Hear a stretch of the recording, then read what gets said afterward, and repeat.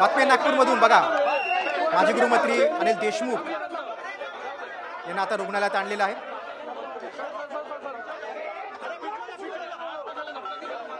काही वेळापूर्वी अनिल देशमुखांवर जीवघेणा हल्ला झालेला आहे, त्यांच्या कारवर दगडफेक झाली होती, त्यांना आता नागपूरमध्ये आणण्यात आलेलं आहे। नागपूरच्या रुग्णालयात अनिल देशमुखांवर आणण्यात आलेले आहेत।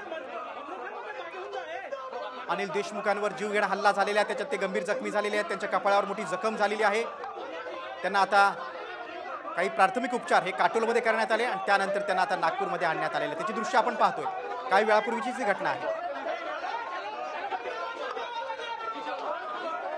राष्ट्रवादी काँग्रेस शरद पवार पक्षाचे ज्येष्ठ नेते आणि माजी गृहमंत्री अनिल देशमुख यांच्यावर काही वेळापूर्वी हल्ला झाला, त्या हल्ल्यात ते जखमी झाले, त्यांच्या वाहनावर दगडफेक झाली आणि त्यांना दगड लागले कपाळाला, त्यानंतर ते रक्तबंबाळ झाले। त्यानंतर काटोलच्या रुग्णालयात काही प्राथमिक उपचार त्यांच्यावर केले आणि त्यानंतर आता त्यांना नागपूरमध्ये आणण्यात आलेले आहे। मोठा पोलीस बंदोबस्त आपल्याला इथं पाहायला मिळतोय।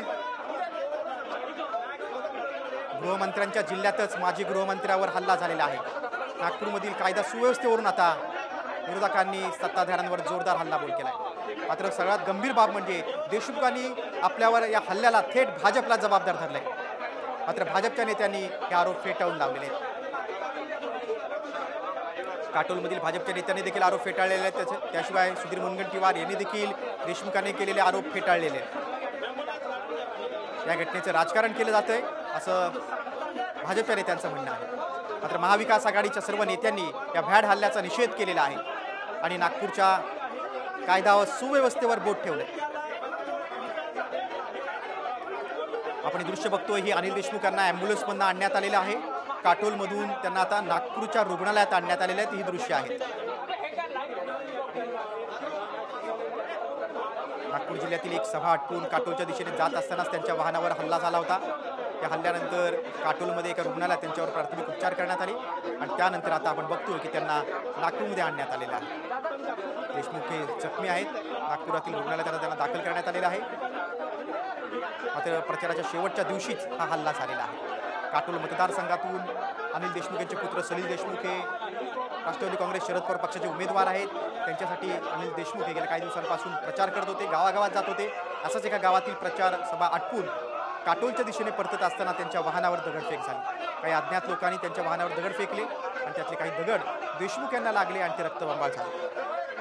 काटोलमध्ये उपचार घेतल्यानंतर आता त्यांना नागपूरमधील रुग्णालयात आणण्यात आलेलं आहे। मात्र यावर विरोधकांनी नागपूरमधील कायदा व सुव्यवस्थेवर बोट ठेवलेला आहे। गृहमंत्री देवेंद्र फडणवीस यांचा नागपूर जिल्हा, या नागपूर जिल्ह्यातच माजी गृहमंत्र्यावर असा हल्ला होणं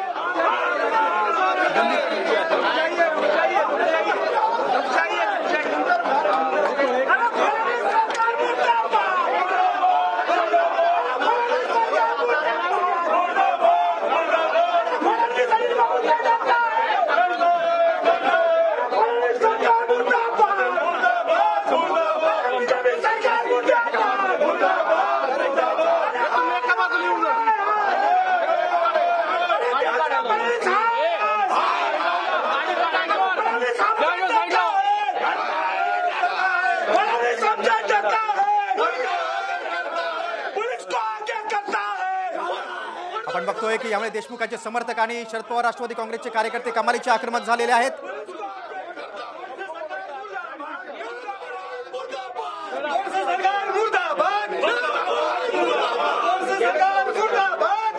यामुळे मात्र नरखेड काटोल विधानसभा मतदारसंघातील राजकारण कमालीचं तापलेलं आहे। काही वेळापूर्वी देशमुखांच्या कार्यकर्त्यांनी काटोल पोलीस स्टेशन बाहेर देखील ठिय्या आंदोलन केलं होतं, कारण काटोल मतदारसंघातून देशमुखांचे पुत्र सलील देशमुख निवडणूक लढवत आहेत आणि त्यांच्या विरोधात भाजप आणि महायुतीचे उमेदवार चरणसिंग ठाकूर आहेत। आपण बघतो आता अनिल देशमुखांना काटोलमध्ये उपचार केल्यानंतर आता नागपूरला आणण्यात आलेले, मात्र नागपूरमध्ये आणण्यात आल्यानंतर त्यांचे कार्यकर्ते कमालीचे आक्रमक झाले आणि रस्त्यावर त्यांनी ठिय्या दिलेला आहे। दोन दृश्य बघतो, एका दृश्यामध्ये ज्या कारमध्ये बसलेला असताना त्यांच्यावर हल्ला झाला ते दृश्य आणि दुसऱ्या दृश्यामध्ये आपण बघतोय की देशमुखांना आता नागपूरमध्ये आणण्यात आले आणि हॉस्पिटलच्या बाहेर त्यांच्या कार्यकर्त्यांनी ठिय्या दिला।